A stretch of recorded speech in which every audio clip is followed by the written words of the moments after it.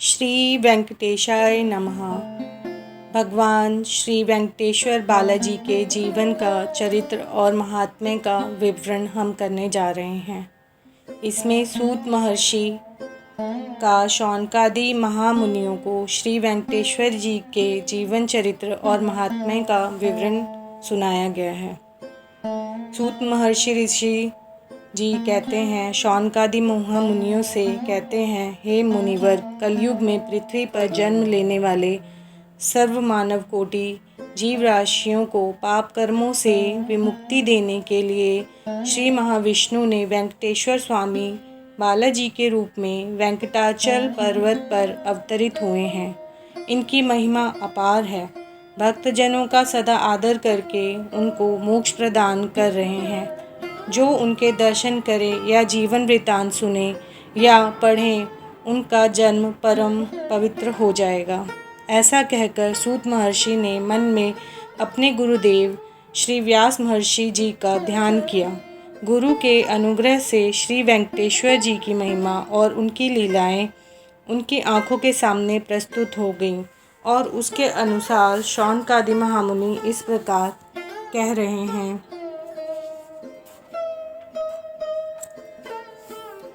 वे कहते हैं, पहला भाग, नारद महामुनि का सत्यलोक में जाकर ब्रह्मदेव के दर्शन करना। नारद महर्षि ब्रह्मदेव के पुत्र हैं। सदा हरिनाम स्मरण करते गाते 14 भुवनों में घूमते फिरते उनका स्वभाव है। वैसे ही घूमते फिरते हुए देवताओं में आपस के झगड़े की सृष्टि करके उनको झगड़ते हुए देखकर आनंदित होना उनका स्वभाव है और दुष्ट शिक्षण शिष्ट रक्षण के लिए और मानव कल्याण के लिए श्रीमन नारायण को समय समय पर अवतरित होने के लिए प्रोत्साहन देते रहना भी उनका ही काम है। हरि नाम स्मरण गाते गाते तीनों लोकों में घूमते हुए नारद ब्रह्मलोक में पहुँचे। उस समय ब्रह्मा पद्मासन पर बैठे हुए थे। उनके पास ही माँ सरस्वती देवी मधुर स्वर में वीणा वादन करती हुई बैठी थी। नारद वहां पहुंचकर ब्रह्मदेव को प्रणाम किया। ब्रह्मदेव ने आशीर्वाद देकर नारद जी को उचित आसन पर बैठने की अनुमति दी। उस समय ब्रह्मदेव के दर्शन के लिए इंद्रादि देवता, सूर्य चंद्रादि नवग्रह देवता वहां आकर बैठे हुए थे। त्रिलोक संचारी नारद को वहां देखकर सभी देवता त्रिलोक के समाचार नारद से सुनने के लिए उत्साहित थे। ब्रह्मदेव को देखकर नारद ने कहा, हे पितृदेव, द्वापर युग के कृष्ण अवतार के बाद श्री हरि ने इस कलयुग में कोई अवतार धारण नहीं किया है। इसी वजह से कलयुग के मानव ज्ञानहीन होकर भक्ति श्रद्धाओं को छोड़कर पुण्यहीन होकर नरक कूप में जा रहे हैं। उनको बचाने का कोई उपाय तो बताइए। तो ब्रह्मदेव कहते हैं, ब्रह्मदेव नारद का उद्देश्य जान गए और उन्होंने कहा, हे पुत्र, तुम तो त्रिलोक संचारी हो। जहाँ जो कुछ होता है वहाँ उसका प्रतिकार करना भी तुम जानते हो। तुम संकल्प मात्र से कई महान कार्य कर चुके हो। तुम ही ऐसा कोई उपाय सोचो जिससे मानव कल्याण के लिए श्री हरि का अवतार हो। इससे तुम्हारी कीर्ति बढ़ जाएगी और कलयुग का भी उद्धार होगा। नारद ने ब्रह्मदेव की बातें सुनी और भविष्य कार्य को मन में सोचते हुए ब्रह्मदेव से विदा लेकर वहां से रवाना हुए। नारद के इस महान कार्य को देखकर इंद्रादि देवता बहुत संतुष्ट हुए।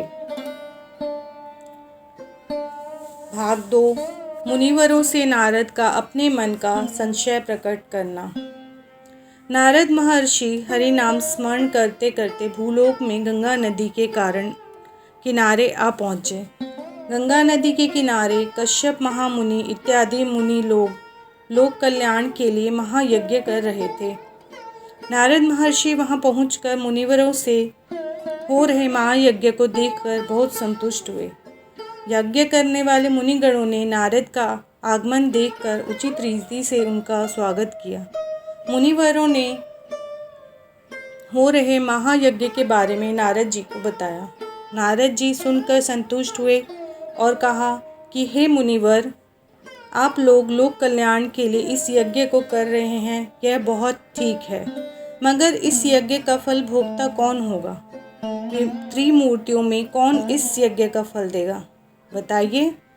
मुनियों के मुंह से इसका जवाब नहीं मिला तो नारद ने कहा, बिना सोच विचार से किया गया यह यज्ञ निष्फल होगा। पहले आप लोग निश्चय कीजिए कि त्रिमूर्तियों में किस में सत्वगुण और शांति स्वभाव है, वही यज्ञ का फल दे सकते हैं। नारद की ये बातें सुनकर मुनिवर भ्रांत हुए और आपस में सोचने लगे कि त्रिमूर्तियों में सत्वगुण वाला कौन है। आखिर कुछ लोग ब्रह्मदेव के पक्ष में और कुछ लोग विष्णुदेव के पक्ष में और बाकी लोग महेश्वर के पक्ष में हो गए, इसलिए एक निश्चय पर ना आ सके। बाद में आपस में इसी बात पर उनमें कलह आरंभ हुआ। मुनिवर यज्ञ छोड़कर आपस में लड़ने लगे। यज्ञ स्थल युद्ध क्षेत्र में बदल गया। मंत्रों के उच्चारण के बदले दूषण भाषण की वर्षा होने लगी। यह देखकर नारद ने मुनियों से कहा कि हे मुनिवर, आप लोगों का आपस में इस तरह झगड़ा करना अच्छी बात नहीं। आप लोगों को पहले यह जानना चाहिए कि त्रिमूर्तियों में सत्वगुण किसमें अधिक मात्रा में है।